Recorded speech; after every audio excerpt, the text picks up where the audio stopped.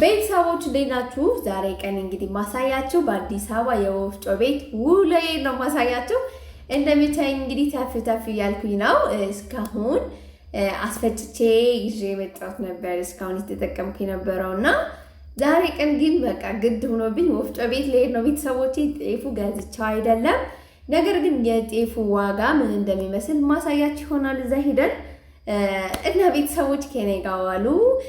አሪፍ ጊዜ ይኖረናል። ቤተሰቦቼ እንግዲህ ይሄንን ጤፉ እንደምታይ ሰርገኛ ይባላል በእኛ አካባቢና የሆነ ጊዜ እንግዲህ የገበያው ላይን ሳሳያችሁ የዛ ቀን የተገዛ ጤፍ ነው። ቤተሰቦቼ አብሽ ቆልቻ አዘጋጅቻለሁ። እንግዲህ አዲስ አበባ አብሽ ይጨምራሉ ወፍጮ ላይ አይጨምሩም? አብረን የምናየው ይሆናል። እሺ ካልን ይጨምራሉ፣ አይ ካልን ደግሞ የሚቀር ነገር ይሆናል ማለት ነው። እኔ ደግሞ ያለ አብሽ አስፈጭቼ አላውቅም። ያላብሽ ደግሞ አይጥመኝም። ብቻ ግን እንሞክራለን። አዘጋጅቻለሁ። እምቢ ካሉኝ ራሱ ከቤቴ ፈጭቼ የሚጨምረው ይሆናል ማለት ነው። ለማንኛውም እዚህ ጋር ሙለርና ጓደኛው ባዬ ይባላልና ራሳችን ነው የምንሸከመው ምናምን ብለው ካልተሸከምን ብለው እንግዲህ እዚህ ጋር እንደምታዩት ደግሞ ታው ይከብዳችኋል። ጤፍ ስለሆነ ከባድ ነው። በዛ ላይ ደግሞ ወደ ታች ስትወርዱ ቁልቁል ስለሆነ ድፍት እንዳትሉ ተው ብዬ ስለምን ነበርና እንግዲህ ከተደፉ እኔ የለሁበትም። እንግዲህ አብረን የምናያቸው ይሆናል። እግዚአብሔር ይጠብቃቸው። ለማንኛውም እንተጋገዛለን። ክፈሉት ብዬ ለምኛለሁ። እንግዲህ እምቢ ብለዋል። እንሸከመው ሲወርድ ነው የነበረው ሙለርና ከእግዚአብሔር ካንተ ጋር ይሁን። ለማንኛውም ጤፍ ሚዛኑ መቼስ ታውቁታላችሁ፣ በጣም ይመዝናልና በተለይ ደግሞ አስቡት ወደ ታች ነው። የፈለገው ወንድ ቢሆን ራሱ እንደዚህ ተሸክሞ ወደ ታች ሲወርድ ቁልቁለቱ ድፍት እያለ ስለሆነ እንዳይደፋ ፈርቻለሁ ብቻ። ለማንኛውም ላይክ አድርጉ ሳልላችሁ እስካሁን ላይክ አድርጉ ቤተሰቦች። የቪዲዮውን ስትጀምሩ ላይክ ማድረጋችሁን እንዳትረሱ። በዛውም ቪዲዮአችን እስከ መጨረሻ ድረስ በማየት አብራችሁን ቆዩ። አሪፍ ውሎ ነው የሚሆነው ቤተሰቦች። እንግዲህ እኔ በህይወቴ ምን ትጠያለሽ፣ ምን ስራ ትጠያለሽ ብትሉኝ ማለት ነው ማቡካትና ወፍጮ ቤት መሄድ ነው በቃ። በእርግጥ ብዙ ሴቶች ትጋሩኛላችሁ ይሄንን የብዙዎቻችን ሴቶች ባህሪ ይመስለኛል። እና ወፍጮ መሄድ እግዚኦ ማረ ነው፣ በጣም ከባድ ነው። በዛ ላይ ደግሞ እኔ ምን አለብኝ መሰላችሁ ሳይነስ አለብኝ እና ያው ሐሳሲያ ታውቁታላችሁ እና እሱ በጣም ነው የሚያስቸግረኝ። በተለይ ደግሞ ይሄ በርበሬ ሽሮ የሚፈጭበት ቦታ ከሆነ በጣም ነው የሚያስቸግረኝ። ቤት ገብቼ ራሱ አይተወኝም ማስነጠሱ ምኑ ብቻ በጣም ነው የምዝረከረከው፣ ያፍነኛል ምናምን እና ብቻ ግዴታ ስለሆነብኝ ዛሬ ቀን ግን እየሄድኩ ነው። ለማንኛውም ኮንዶሚኒየማችን ቀለም እየተቀባ ነው። እንደምታዩት ከፊት ለፊት ያለው ነጭ ቀለም እንዴት እንደሚያምር አድርገውታል። ሙሉ በሙሉ አንድ አይነት ሆኖ በጣም አሳምረውታል የምር። እስኪ ደግሞ ቀጣይ አንድ ቪዲዮ ሰራላችኋለሁ። ኮንዶሚኒየም የምትፈልጉ ኮንዶሚኒየም መግዛት የምትፈልጉ እህቶቼ አንድ ቪዲዮ ሰርቼ ይዤላችሁ እመጣለሁ። እዚህ ጋር እንግዲህ ካጠገባችን ወፍጮ ቤት ደርሰናል።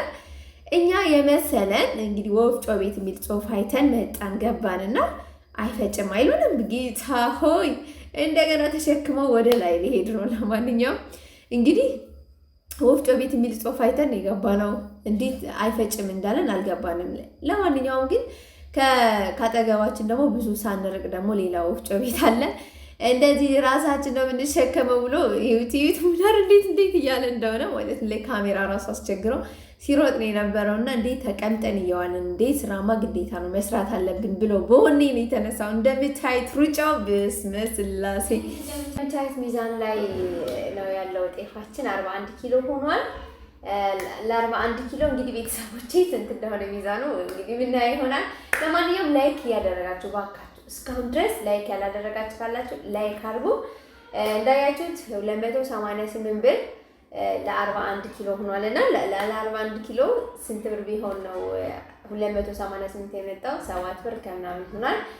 እንደገና ሲቀነስ ትክክለኛ ሚዛን ይሄ ነው 5 ብር ነው ለ1 ኪሎ ለማስፈጫ ማለት ነው። ለማበጠሪያ ደግሞ ለ1 ኪሎ 2 ብር ነው። ብቻ አሪፍ ነው በጣም።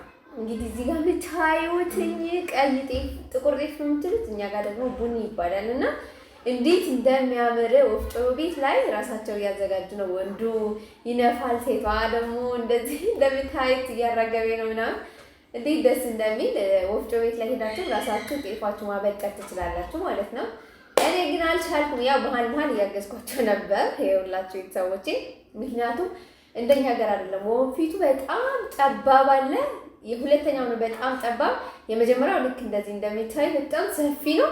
ዝም ብሎ ልቅቅ ያደርጋልና ሁለተኛ ደግሞ አለ። ሁለተኛ ዙራው አሳያችኋለሁ ቤተሰቦቼ። ብቻ ግን እኔ በጣም ወድጀዋለሁ። የሆነ ወፍጮ ቤት ነገር አይመስልም፣ ቅልል ያለ ነው። ቆሻሻው አያችሁት የወጣው ማለት ነው። እዚህ ጋር የሚሰሩት ሁሉም ወንዶች ናቸው።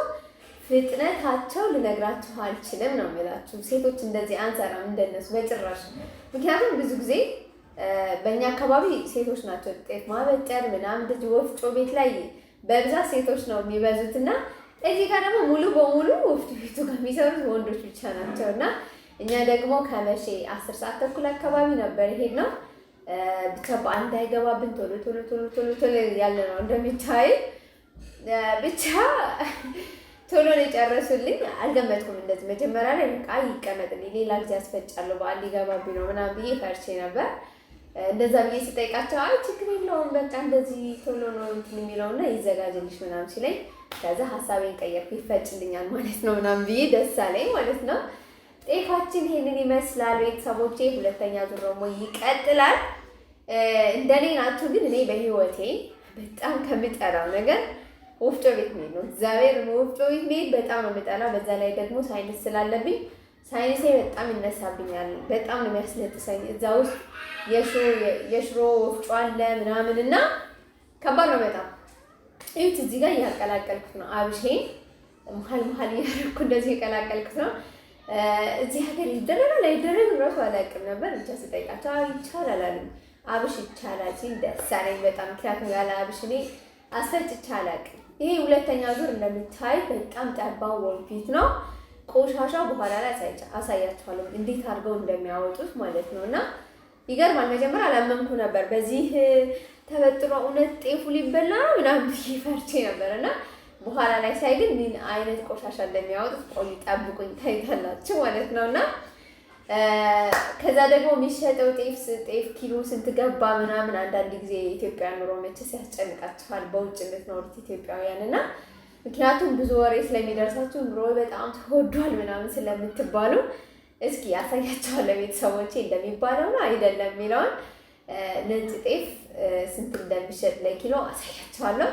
ይሄ ወፍጮ ቤቱ በቃ ጀስት በትንሽዬ ቤት እንደምታዩት 4 ወፍጮ አለ። አንዱ የሽሮ ነው፣ አንዱ ደግሞ የጤፍ ነው፣ አንዱ ደግሞ የምንትን ነው።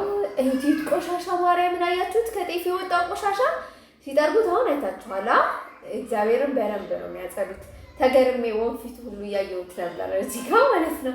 ምን አይነት ነገር ነው እያልኩኝ ተገርሜ እያየሁት ነበር እቃው ማለት ነው። እግዚአብሔርን ገርሞኝ በጣም ማለት እኔ እንደዚህ አይነት ማበጠሪያ አይቻልም። ለመጀመሪያ ጊዜ ነው ያየሁት። እዩት ቆሻሻው እንዴት አድርገው እንደሚያወጡት ማለት ነው። እና እዩት ይሄኛው ጤፍ ደግሞ ቤተሰቦቼ ለኪሎ ስንት ብር ነው? ይሄ ጤፍ በጣም ጽድት ያለ ነው። ነጭ ማኛ የሚባለው ነው። አድሮ አይጠቁርም እንጀራው።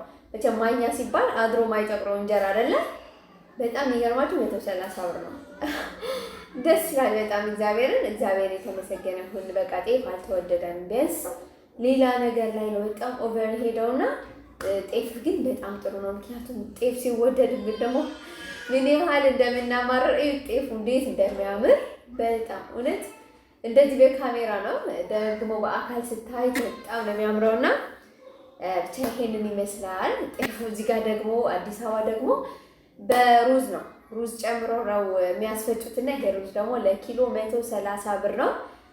እኔ ሩዝ ግን ለምን እንደሚጨምሩ አይገባኝም። እኔ ይቅርታ አድርጉልኝ የሩዝ እንጀራ ማለት ነው ምን እንደሚለኝ እንገራችሁ። የሆነ ውሃ ነው የሚለኝ ሩዝ ተጨምሮበት የሚጋገረው እንጀራ አይጥመኝም። ይቅርታ አድርጉልኝ ጤፍ ስለለመድኩ ነው። ብቻ ከማሽላ ጋር የተቀላቀለ እኔ ለመድኩት እና ደግሞ ጤፍ ማለት ነው እና ከሩዝ ጋር አላውቅም አይጥመኝም። እናንተስ እንዴት ናችሁ? እስኪ ንገሩኝ። አያችሁኝ ስለቅሜ የነበረው ሩዝ የሰው ነው። መልቀም በጣም ስለምወድ ነው እንጂ የሰው ነው ቤተሰቦቼ። እዚህ ጋር ሁሉንም የባልትና እቃዎች አሉ። በቃ እዩት።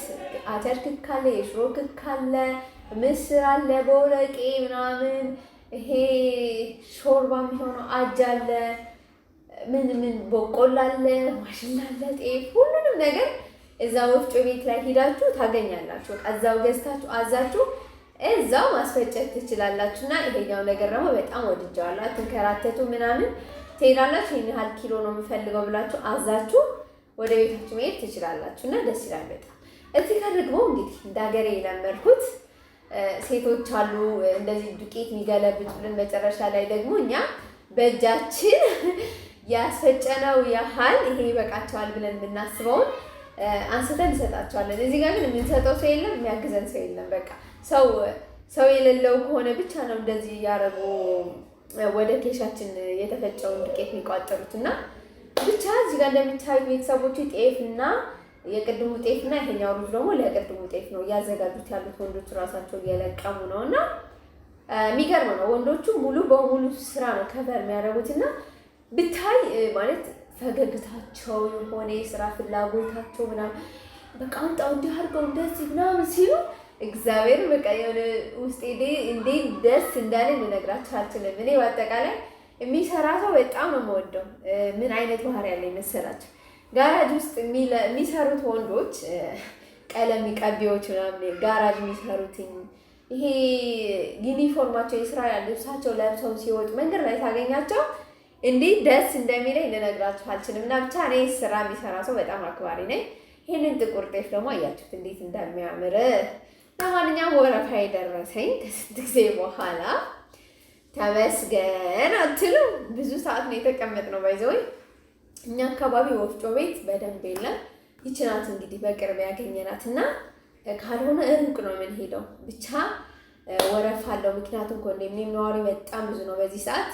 እንደምታዩት እንግዲህ ቤተሰቦቼ እያቀዘቀዝኩ ነው። ዱቄት ወደዚህ ወደዛ እያደረኩ እያቀዘቀዝኩ ነበር ስቋጥር የነበረው። መጨረሻ ላይ ሙለር ነው ራሱ ነው የሚሸከመው። እኔ ራሴ ይሸከማለሁ ስላለ ርቀት የለውም። ከቤታችን ትንሽ ነው ወጣ ብለን ነው ወፍጮ ቤት ያለውና እንግዲህ ራሳቸው ነው የሚሸከሙን እስከ መጨረሻ ድረስ። ብቻ ወፍጮ ቤት ውሌ ይሄንን ይመስላል። ወዳችሁት ይሆናል ብዬ ተስፋ አደርጋለሁ። ቀጣይ ደግሞ በሌላ ቭሎግ ተመልሼ እመጣለሁ ቤተሰቦቼ። እንግዲህ ይሄንን ቭሎግ ብትሰሪልኝ የምትሉት ካለ ኮሜንት ስራ አሳውቁ ቤተሰቦቼ። ቪዲዮውን እስከ መጨረሻ ድረስ ስላያችሁልኝ እጅግ አድርጌ አመሰግናለሁ። በጣም ወዳችኋለሁ። ባይ